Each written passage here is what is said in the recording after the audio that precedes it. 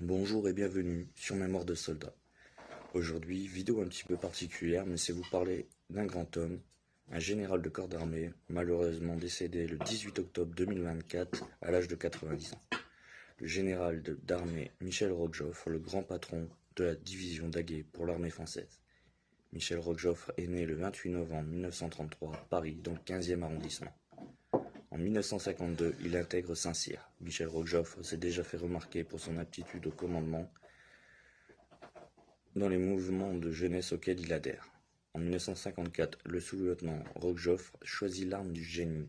Sa carrière se partagera entre la troupe, principalement le génie parachutiste, les états-majors et les études. Lors de l'opération Daguet, le général Roquejoffre est désigné pour prendre le commandement des forces françaises en Arabie Saoudite. La force Daguet est alors constituée des soldats les plus expérimentés de l'armée française, issus de toutes les armes et de tous les services.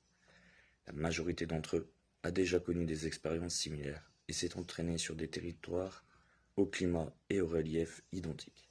Endurant, psychologiquement forts, ces soldats réunissent toutes les qualités pour supporter l'attente, évoluer dans un environnement éprouvant et combattre.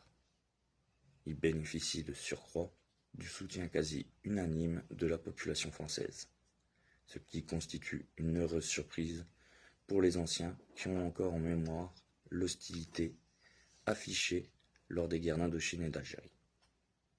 Des moments de grande tension vécus au début de l'année 1981.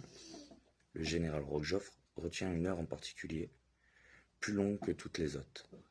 Alors que débute la phase aérienne de l'opération Tempête du désert, 12 Jaguars quittent la base d'El Hacha avec pour objectif la destruction de l'aérodrome d'Al-Jaber au centre du Koweït.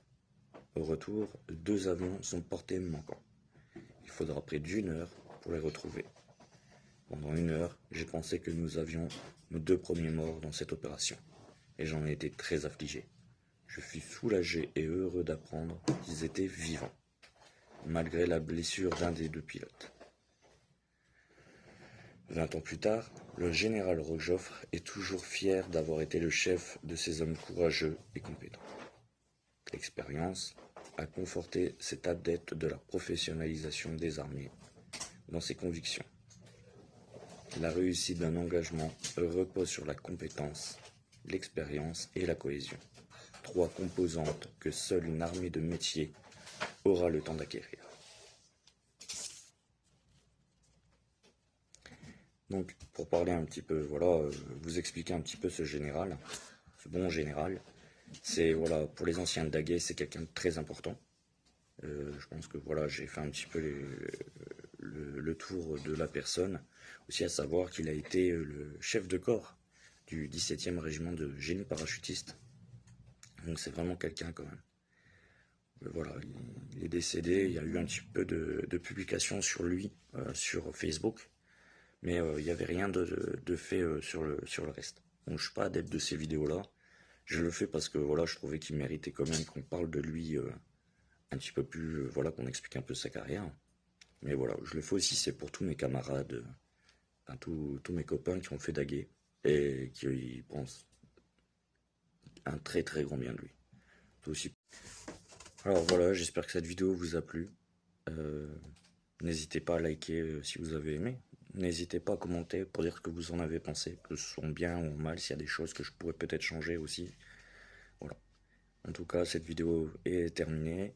Je vous dis à une prochaine vidéo. Prenez soin de vous et prenez soin de ceux qui vous sont chers. C'est super important, les amis. À une prochaine vidéo.